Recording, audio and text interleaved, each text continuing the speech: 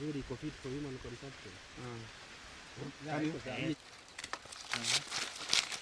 Nana, kuangalia mahindi.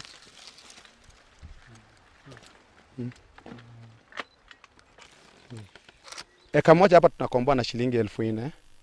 Shamba yenye nimekomboa hapa ni eka 168. Hiyo eka 168 iko na 1,600 karibu 1,700. Shida ni mbegu. Shida ni mbegu kwa sababu nikisema hivyo shida ni mbegu, last year nilipanda mahindi na nilifuna. Na nilifuna vizuri sana na ni area hii, sio area nyingine. Tukijaribu kuangalia mahindi kama hii, sio mahindi yenye tunasema ati ni ugonjwa yenye imekuja na kiangazi.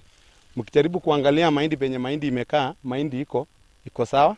Shamba chini unaona nimepiga dawa vizuri. Sijui shida ilitokea wapi, alafu hii ugonjwa ikakuja. Sijui ni Kenya seed, na nikebenda serikali kama iko karibu ikuje niangalilie mahindi kwa shamba before mambo ingine tofauti, au mtu anachingangania alafu kesho yake uwe uko na shida, ama mtu upaki kama huna kitu. 10 hapo nimepanda 613 nikapanda. Mahindi yangu haina tofauti na hii. Inakaa tu kama hii, lakini ndugu zangu wenye walipanda mahindi tofauti na yangu hakuna hii ugonjwa. Sijaona hii ugonjwa. Lakini hizo zangu ukiingia ndani utaki hata kuingia. Kama mwanaume vile anaongea ni hivyo tu niko.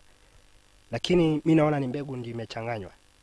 Ningependa sana serikali waangalie sana mbegu. Kwa sababu last year nilipanda hiyo shamba tu eka 10. Nilifuna shamba nikatoa kwa ekari ilikuwa gunia 22 kwa eka.